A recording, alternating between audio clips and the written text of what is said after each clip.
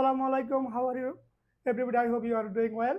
So today we are going to another series, as we mentioned before, why you come to study in Malaysia and why not. So today this video only especially for Bangladeshi student. So I will discuss all about the for Bangladeshi. শুধু বাংলাদেশি যারা student Bangladesh থেকে যারা মালয়েশিয়াতে study করতে আসবেন শুধু তাদের জন্য এবং বাংলাদেশ থেকে যারা অন্য জায়গা কানাডা এবং অস্ট্রেলিয়াতে পড়াশোনার জন্য যাবেন স্পেশালি তাদের জন্য। সো আজকে আমরা এই ভিডিওটিতে দুইটা জিনিস নিয়ে আলোচনা করব। প্রথমটি হলো কেন আপনারা মালয়েশিয়াতে স্টাডি করার জন্য আসবেন না, আর সেকেন্ডটা হলো কেন মালয়েশিয়াতে স্টাডি করার জন্য আসবেন। সো এখানে আমরা দুইটা জিনিস সো যে ক্রাইটেরিয়াগুলো মেনশন করব, আশা করি আপনারা সম্পূর্ণ ভিডিওটা দেখার পর মোটামুটি একটা ধারণা পাবেন। আর এই ভিডিওতে যে আলোচনাগুলো আমি করব এবং যে জিনিসগুলো মেনশন করব সম্পূর্ণ আমার ব্যক্তিগত ওপিনিয়ন এবং সম্পূর্ণ আমার ব্যক্তিগত এক্সপিরিয়েন্স থেকে বলছি, যেহেতু আমি মালয়েশিয়াতে আজকে অনেকদিন ধরে পড়ালেখা করি। সো সেই আমার এক্সপিরিয়েন্সের ভিত্তিতে আমি কথাগুলো বলবো। কেউ আমার ভিডিওর বিপক্ষে হয়তো বা আমার সাথে এগ্রি নাও হইতে পারেন, কেউ হয়তো বা অন্য কিছু বলতে পারেন। সো যারা আপনারা রিয়েলি পড়াশোনা করতে আসবেন তারা যদি একটু ঘাটাঘাটি করেন তাহলে আশা করি বুঝতে পারবেন। সো তার মাধ্যমে আমরা প্রথম যে জিনিসটা বলবো, আমরা প্রথমে নেগেটিভটা দিয়ে শুরু করব। কারা মালয়েশিয়াতে স্টাডি করার জন্য আসবেন না? নাম্বার ওয়ান, যদি আপনার ইকোনমিক্যালি অনেক স্ট্রং থাকেন, যে আপনার ব্যাংকের একটা ভালো অ্যামাউন্ট থাকে, সেই ক্ষেত্রে আমি আমার পার্সোনালি ব্যক্তিগত অপিনিয়ন, আপনাকে মালয়েশিয়া আসার দরকার নেই। আপনি অস্ট্রেলিয়া বা কানাডাতে অ্যাপ্লাই করতে পারেন। সেকেন্ড অফ অল, যদি আপনি কোনো কান্ট্রিতে স্থায়ীভাবে বসবাস করার জন্য প্ল্যান করেন, সেক্ষেত্রে মালয়েশিয়া আপনার জন্য না। আপনি হয়তো বা অন্য কোনো দেশে ট্রাই করতে পারেন, কারণ মালয়েশিয়াতে স্থায়ীভাবে বসবাস করার জন্য পিআর পাসপোর্ট এগুলো পাওয়াটা অনেক difficult. So it is impossible. আর থার্ডলি যে জিনিসটা হলো, যদি আপনার আইএলসে অনেক একটা ভালো একটা স্কোর থাকে, 7, 8 ভালো একটা স্কোর থাকে এবং সিজিপিএটা একটু ভালো থাকে, সেই ক্ষেত্রে আপনি মালয়েশিয়াতে অ্যাপ্লাই করার দরকার নয়, কারণ আপনি অন্য কোনো দেশে ভালো একটা অপরচুনিটি পাবেন যেখানে ফিউচারে অনেক ভালো করতে পারবেন। সো এই ব্যাপারগুলো যদি আপনার মধ্যে থাকে তাহলে আপনার জন্য মালয়েশিয়া না, আপনি হয়তো বা অন্য কোনো কান্ট্রিতে ট্রাই করলে আপনার জন্য বেটার হবে। কারণ নর্মালিতে মালয়েশিয়াতে যারা পড়াশোনার জন্য আসে এখানে স্থায়ী হওয়া যায় না। যদি ম্যারেজ বা অন্য কিছু করলে স্থায়ী হওয়া যায়। সেই ক্ষেত্রে কানাডিয়া, অস্ট্রেলিয়া বা ওইগুলোতে যেভাবে পিআর প্রদান করে, পিআরের পরে আপনি যেভাবে পাসপোর্ট পাবেন, মালয়েশিয়াতে এটা ইম্পসিবল, এটা অনেক ডিফিকাল্ট। সো যদি এরকমভাবে কেউ প্ল্যান থাকে তাহলে মালয়েশিয়াতে আসবেন না। আবার যদি কারো এরকম প্ল্যান থাকে যে আমি মালয়েশিয়াতে পড়াশোনা করে নিজে ইনকাম করে নিজে চালাবো, সো এরকম যদি প্ল্যান থাকে তবুও মালয়েশিয়া আপনার জন্য না। আবার যদি ইনকামের জন্য যদি কাজও করতে চান এবং পড়াশোনা করতে চান, সেক্ষেত্রে মালয়েশিয়া এটা সুইটেবল না। সেক্ষেত্রে অনেকেই এই জায়গায় চাকরিও করে এবং এখানে পাশাপাশি পড়াশোনা করে। সেক্ষেত্রে আপনার একটা স্ট্রং ব্যাকগ্রাউন্ড লাগবে, যেরকম আপনার রিলেটিভ কেউ মালয়েশিয়াতে থাকতে হবে। যদি আপনার রিলেটিভ কেউ থাকে তাহলে আপনি এখানে আসার পরে যদি আপনি এখানে মাস্টার্স বা পিএইচডি করেন, সেক্ষেত্রে যেহেতু ক্লাসটা একবারে কম, সেক্ষেত্রে আপনি একটা জব করতে পারেন। ব্যাচেলর ডিপ্লোমা লেভেলে এসে এখানে জব করে টাকা ইনকাম করে নিজেকে পড়াশোনা করা, এটা অত্যন্ত ডিফিকাল্ট। কারণ আমি যে জিনিসগুলো এখানে দেখতে ফেস করছি, কিন্তু এটা পসিবল যদি আপনার ফ্যামিলি কেউ এখানে থাকে। ধরেন আপনার ফ্যামিলি কারো কোম্পানি আছে, ফ্যামিলি কারো একটা বিজনেস আছে। সো আপনি এখানে আসলেন, হয়তো বা সপ্তাহে 2 দিন বা 3 দিন ক্লাস করলেন, আর বাকি সময়টা এখানে আপনার যে রিলেটিভ আছে ওনার কোম্পানিতে কাজ করলেন এবং রাতে বাসায় পড়াশোনা করলেন। সো আপনাকে একটু হার্ড ওয়ার্কিং করতে হবে এবং আপনার ফ্যামিলি কারো এখানে অ্যাটাচমেন্ট থাকতে হবে যে আপনাকে হেল্প করবে। সেক্ষেত্রে আপনি পারবেন। অন্য অন্য ক্ষেত্রে আপনি পারবেন, অনেক ডিফিকাল্ট এবং অনেক কষ্ট হবে। সেক্ষেত্রে আপনাকে অনেকে বলবে আপনি এখানে এসে ডিপ্লোমা করে ব্যাচেলার পড়া, ডিপ্লোমা এবং ব্যাচেলার পড়া তো ইজি না, অনেক স্ট্রং। এবং যদি আপনার সেই ক্ষেত্রে আপনি মালয়েশিয়া না আসাই আপনার জন্য বেটার অপশন হবে। কারণ অনেক কোম্পানি আপনাকে বলবে এখানে এসে ইনকাম করে পড়াশোনা করা, মাস্টার্স এবং ব্যাচেলার এবং ডিপ্লোমা প্রোগ্রামগুলোতে অনেক ডিফিকাল্ট এবং অনেক টাফ। সো আশা করি আপনারা বুঝতেছেন। নাও আমরা যে সেকেন্ড ব্যাপারটা যে জিনিসটা নিয়ে আমরা আলোচনা করব, সেইটা হলো কারা কারা মালয়েশিয়াতে স্টাডি করতে আসবেন। নাম্বার ওয়ান, যদি আপনি মাস্টার্স এবং পিএইচডি স্টুডেন্ট হয়ে থাকেন এবং শুধু পড়াশোনায় আপনার ইন্টেনশন, সেক্ষেত্রে আপনি মালয়েশিয়াতে আসতে পারেন। কারণ মালয়েশিয়াতে ওয়ার্ল্ড র্যাঙ্কিংয়ের মধ্যে অনেকগুলো ভালো মানের ইউনিভার্সিটি আছে কম্পেয়ার টু অস্ট্রেলিয়া, কানাডা এবং ইউকে। কারণ like university Malaya, UKM, UTM, USM, UPM, এইগুলো টপ র্যাঙ্কিং অনেক পাবলিক ইউনিভার্সিটি আছে। সো আপনি যদি সেম মানের একটা পাবলিক ইউনিভার্সিটিতে লন্ডন পড়াশোনা করতে যান, ইউকেতে পড়াশোনা করতে যান, সেই ক্ষেত্রে আপনার টিউশন ফিটা এই মালয়েশিয়াতে 4 বছরের যে টাকা টিউশন ফিটা হবে, ইউকেতে আপনার সেটা 1 বছরের সমান। মানে অর্থাৎ আপনার ইউকের 1 বছরের টিউশন ফি দিয়ে আপনি মালয়েশিয়াতে পুরো 4 বছর পড়াশোনা করতে পারবেন এবং লিভিং কস্ট মালয়েশিয়াতে অনেক কম। সো আপনি যদি শুধু পড়াশোনা আপনার ইন্টেনশন থাকে, সেক্ষেত্রে আপনি মালয়েশিয়াটা চুজ করতে পারেন। 2 নম্বর হলো, যদি আপনার ইকোনমিক্যালি একটু উইক থাকেন, মানে আপনার ব্যাংকের অনেক বড় একটা অ্যামাউন্ট দেখাতে পারবেন না, সেক্ষেত্রে অনেক অস্ট্রেলিয়া, কানাডা এবং ইউকেতে একটু ঝামেলা হয়। সেক্ষেত্রে মালয়েশিয়াতে এরকম কোনো এত বেশি অ্যামাউন্টটা লাগায় না, মোটামুটি একটা অ্যামাউন্ট হইলে হয়ে যায়। সেক্ষেত্রে আপনি মালয়েশিয়ার জন্য অ্যাপ্লাই করতে পারেন। এবং যদি আপনার থার্ড হলো, যদি আপনার আইএলটিএস স্কোরটা ধরুন না 6 অথবা 7 হয়, 6 নর্মালি 6 হলে মোটামুটি মোস্ট অফ দ্য ইউনিভার্সিটিতে মালয়েশিয়াতে আপনি অ্যাপ্লাই করতে পারবেন। সো যদি আইএলটিএস স্কোরটা আপনার একটু লো হয়, সেক্ষেত্রে আপনি মালয়েশিয়াতে অ্যাপ্লাই করতে পারবেন। অ্যান্ড থার্ডলি, যদি আপনি অনেকে আছে যারা ফ্যামিলিগতভাবে যারা ইসলামিক কান্ট্রি হিসেবে পছন্দ করে, অর্থাৎ কান্ট্রি হিসেবে যারা একটু রিলিজিয়াস হয়, আমার জানা মতো অনেকে আছে যারা ক্যানাডাতে পিআর আছে, যে ক্যানাডার পাসপোর্ট আছে, অনেক পরিচিত, কিন্তু তারা ক্যানাডাতে থাকে না, তারা ফ্যামিলি নিয়ে মালয়েশিয়াতে থাকে এবং ওখানে পড়াশোনা করে, কিন্তু মাঝে মাঝে ওখানে যায়। সো যদি এরকম ওরা কি জন্য আসছে, শুধু রিলিজিয়াস পয়েন্টের জন্য আসছে, পিসফুল কান্ট্রি হিসেবে আসছে, ইসলামিক কান্ট্রির জন্য আসছে, সেক্ষেত্রে মালয়েশিয়াটা আপনার জন্য একটা ভালো একটা চয়েস হইতে পারে। এবং যদি আপনি লিভিং কস্টের দিকে চিন্তা করেন, যে আপনার যদি লিভিং কস্টের বাজারটা অনেক কম থাকে, তাহলে সেই ক্ষেত্রে আপনি মালয়েশিয়াতে আসতে পারবেন।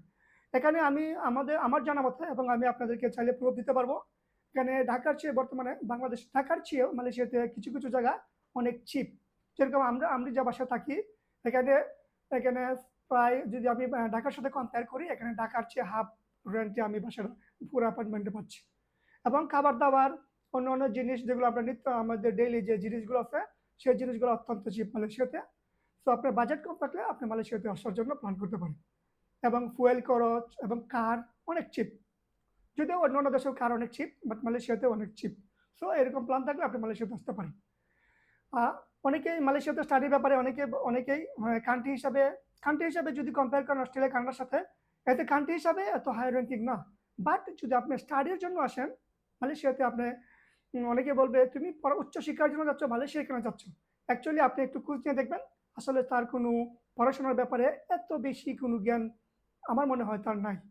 কারণ যদি কোনো একটা ব্যক্তির পড়াশোনা নিয়ে, উচ্চ হায়ার স্টাডি নিয়ে একটু গবেষণা থাকে, কোনো সময় কোনো কান্ট্রিকে নেগলেক্ট করবে না। দেখবে প্রথমে চিন্তা করবে ওই দেশে যে যাচ্ছি, ওইখানকার কোন কোন ভার্সিটিগুলো টপ র্যাঙ্কিং আছে এবং ভার্সিটিগুলোর মান কীরকম। নর্মালি আমাদের বাংলাদেশ থেকে যারা, আমি কাউকে ছোটো করে বলছি না, জাস্ট আমার ব্যক্তিগত এক্সপিরিয়েন্স থেকে বলছি, অস্ট্রেলিয়া, কানাডা, ওগুলোতে যারা বাংলাদেশ থেকে যারা পড়াশোনা করতে যায়, খুব কম সংখ্যক স্টুডেন্টই টপ লেভেল ইউনিভার্সিটিতে যে পড়াশোনা করে। নর্মালি ইউকেতে যারা যায়, বেশিরভাগ ক্ষেত্রে যারা নর্মাল যে ইউনিভার্সিটিগুলো আছে, নর্মাল ইউনিভার্সিটিগুলোতে যায়। সেই ভার্সিটিগুলোর আপনি যদি আপনি র্যাঙ্কিংটা চিন্তা করেন, সেই র্যাঙ্কিংগুলো অনেক লো লেভেল। সো আপনি সেম মানের একটা ইউনিভার্সিটিতে অনেক, কিন্তু মানের দিক থেকে, র্যাঙ্কিংয়ের দিকে ইউনিভার্সিটিটা অনেক লো। বাট টিউশন ফির দিকে যদি মালয়েশিয়ার সাথে কম্পেয়ার করেন, সো টিউশন ফিটা অনেক হাই। সেই ক্ষেত্রে আপনি ইউকে চুজ না করে আপনি মালয়েশিয়াতে চুজ করতে পারেন। এখানকার এডুকেশন ব্যবস্থা অনেক ভালো। আমার জানা মতে অনেকগুলো সিনিয়র ভাই আছে যারা মালয়েশিয়াতে পড়াশোনা করে ইউকে, কানাডা, অস্ট্রেলিয়া, তো তারা টপ লেভেল ইউনিভার্সিটিতে টিচিং প্রফেশন আছে, কিন্তু তারা পড়াশোনা করছে কোথায়? মালয়েশিয়াতে। এবং মালয়েশিয়াতেই অনেকে পড়াশোনা করে মালয়েশিয়াতে এবং টিচিং জব হিসাবে নিতে পারে। সো যদি আপনাদের প্ল্যানটা এরকম থাকে, তাহলে আপনারা মালয়েশিয়াটা চুজ করতে পারেন। কারো কথা আপনারা এখানে ভর্তি হতে আসবেন না। তো সেই ক্ষেত্রে আপনার জন্য একটু মালয়েশিয়াতে ভর্তি হওয়ার আগে জাস্ট একটু ব্যক্তিগত খোঁজখবর নেবেন, কাছের যারা আছে তাদের নেবেন, কোন ভার্সিটিতে আপনি অ্যাপ্লাই করতেছেন, ভার্সিটির লেভেলটা কোথায়, ভার্সিটির র্যাঙ্কিংটা কেমন, সম্পূর্ণ জিনিসগুলো চেক করে তারপর একটা ডিসিশন নেবেন। So you don't follow anyone, just check by yourself, just Google it. Now the today's world is very simple, you can just Google it and can check everything, all the university requirement, university ranking, the professor, especially for PhD and master student. And it's very important to choose the supervisor for PhD or something, otherwise it is very messy. So আপনি যদি ঠিকভাবে সুপারভাইজারটা choose করতে না পারেন, একদম আপনার পুরো লাইফটাই অনেক একটা হ্যাসেলের মধ্যে চলে যাবে। অত্যন্ত সেনসিটিভ জিনিস, যে ইউনিভার্সিটিতে যাচ্ছেন ওইখানকার আপনার ফিল্ডে ওই সুপারভাইজার কীরকম, ওই সুপারভাইজার প্রিভিয়াস স্টুডেন্ট কীরকম, ওই সুপারভাইজার ফিল্ড কী, ওইসব সম্পর্কে নিয়ে আপনার আগে একটু ঘাটাঘাটি করে নেবেন। তো পরবর্তীতে আমরা আরেকটা ভিডিও করব যারা পিএইচডি স্টুডেন্ট তাদের জন্য, এটা অনেক ইম্পর্টেন্ট, কীভাবে সুপারভাইজার চুজ করবেন আপনি, এবং কীভাবে আপনি খুব দ্রুত সময় পিএইচডিটা শেষ করতে পারবেন। সো কীভাবে দ্রুত পিএইচডিটা শেষ করা যায়, জাস্ট সিম্পল একটা টেকনিক। মোটামুটি আমি ইউটিউবে প্রায় অনেকগুলো ভিডিও দেখি, আমি খুব কম ভিডিও পাইছি যারা পিএইচডি খুব দ্রুত কীভাবে শেষ করবেন ওই সম্পর্কে একটা ধারণা দিয়েছে।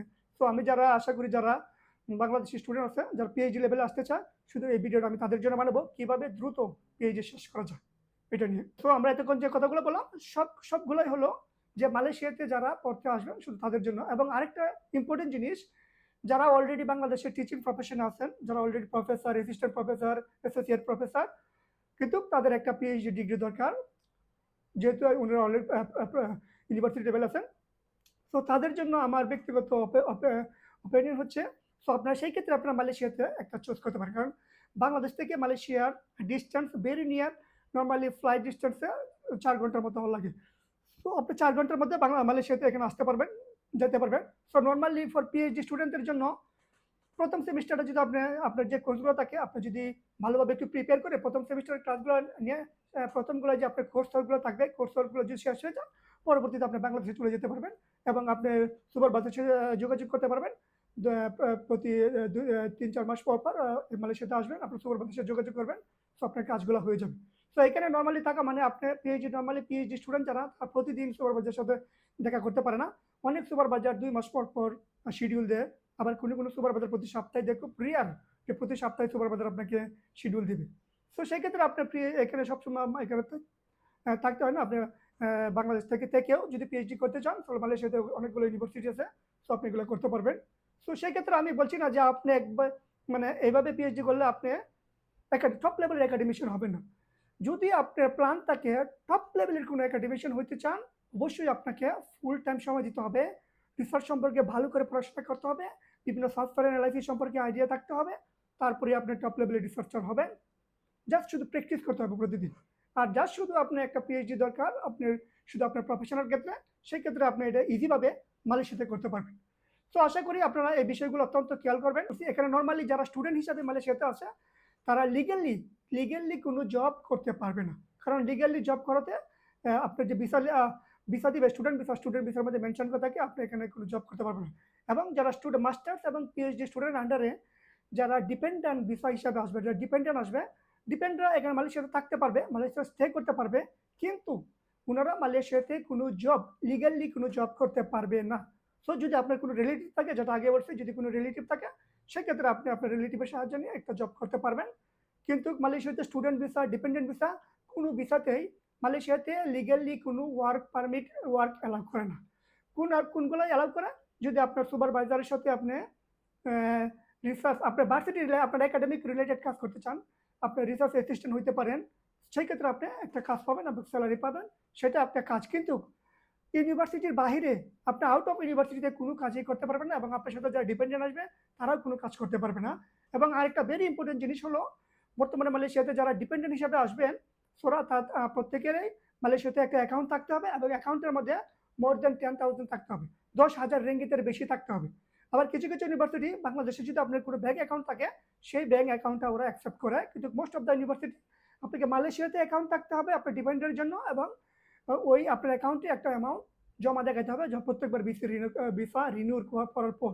এই জিনিসগুলো একদম এজেন্টের সাথে কনফার্ম হয়ে ক্লিয়ার হয়ে তারপর আসবেন। সো আজকের মধ্যে আমাদের এই বিষয়গুলো আলোচনা করছি। পরবর্তীতে আমরা আলোচনা করব পিএইচডি স্টুডেন্টদের জন্য কোন ইউনিভার্সিটিগুলো আন্ডারগ্রেড লেভেলের কোন যারা পড়তে আসবেন তারা কোন ক্যাটাগরি ইউনিভার্সিটি চুজ করতে পারেন, এবং পিএইচডি লেভেলে যারা আসবেন এবং তারা কোন ভার্সিটিগুলো মালয়েশিয়াতে চুজ করতে পারবেন। নর্মালি মালয়েশিয়াতে মোটামুটি ইউনিভার্সিটির লিস্টগুলো অনেক, সো অনেকেই হয়তো বুঝে না।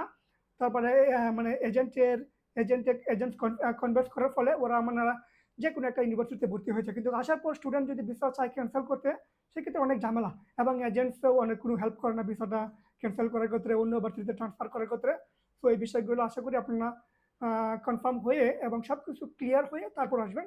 হুটহাট করে কোনো সিদ্ধান্ত নেবেন না, কারণ আপনার ব্যাচেলার লেভেলের স্টাডিটা অত্যন্ত গুরুত্বপূর্ণ এবং অনেক ইম্পর্টেন্ট। তো আশা করি আপনারা এই ব্যাপারগুলো বুঝবেন এবং আপনাদের কোনো মতামত এবং কোনো পরামর্শ থাকলে আমাদেরকে জানাবেন। আসসালামু আলাইকুম।